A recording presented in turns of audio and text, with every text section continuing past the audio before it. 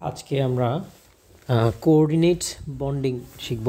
Coordinate bonding কি? আমরা জানি যে কোনো বন্ডিংয়ে কোভ্যালেন্ট বন্ডিংয়ে, যেমন ধরো হাইড্রোজেন,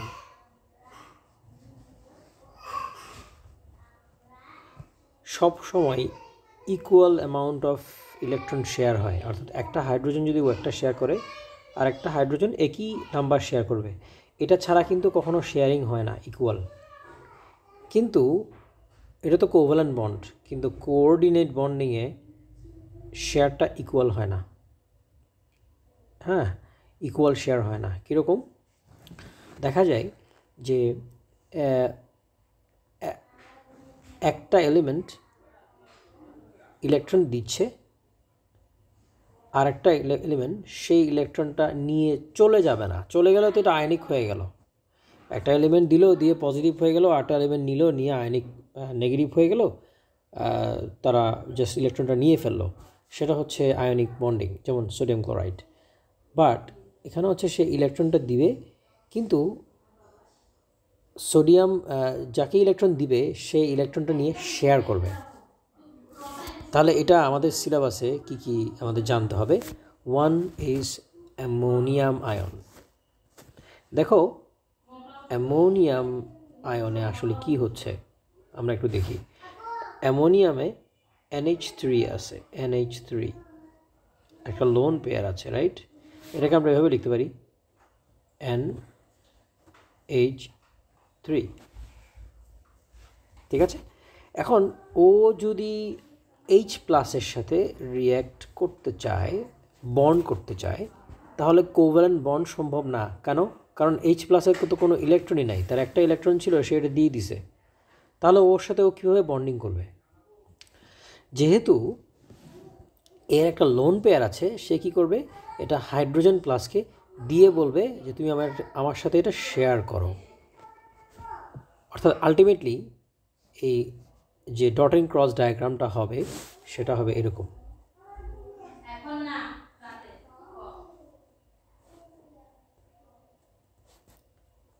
আমি সবগুলো একটু দেখাচ্ছি। নাইট্রোজেনকে সেন্টার করে dot and cross hydrogen, dot and cross hydrogen, dot and cross hydrogen, dot and dot hydrogen, ঠিক আছে?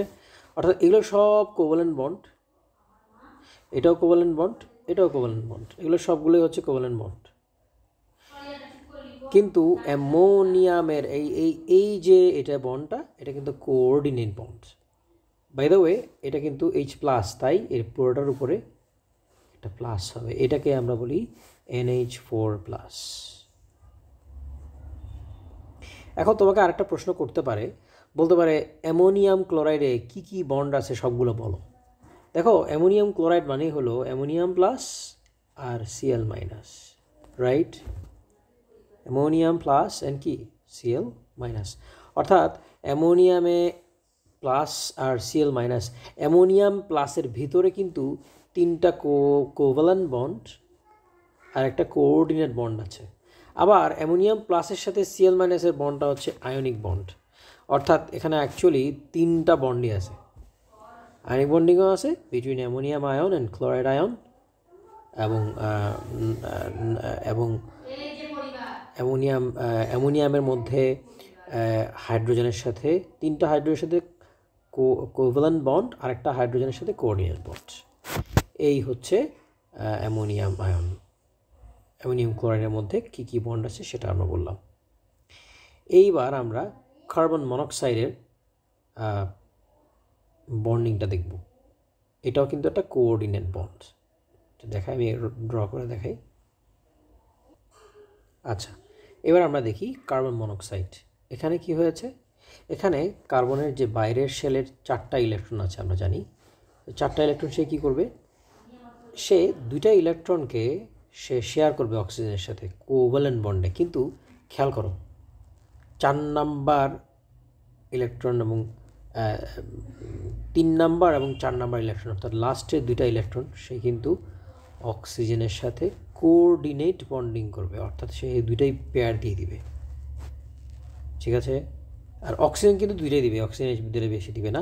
অক্সিজেন জাস্ট দুইটাকে, অর্থাৎ খেয়াল রাখতে হবে দুইটা হলো কোভ্যালেন্ট বন্ড, আরটা হলো কোঅর্ডিনেট বন্ড। কোঅর্ডিনেট বন্ডের ইলেকট্রনটা কে দিচ্ছে? কার্বন দিচ্ছে। আচ্ছা, তাহলে অক্সিজেন তো 6টা ইলেকট্রন বাইরের শেলে, দেখো 2টা সে দিয়ে শেয়ার করেছে, আর বাকি 4টা ইলেকট্রন এখানে দেখা যাচ্ছে। এই হচ্ছে কোঅর্ডিনেট বন্ড। ঠিক আছে? আচ্ছা, এটা গেল। এবার আমরা AlCl3 অর্থাৎ অ্যালুমিনিয়াম ট্রাইক্লোরাইড, আমরা জানি AlCl3 আসলে থাকে Al2Cl6 হিসেবে। ঠিক আছে, এটা কিভাবে থাকে সেটা আমাদের শিখতে হবে, বন্ডিংটা। তাহলে আমরা একটু দেখি।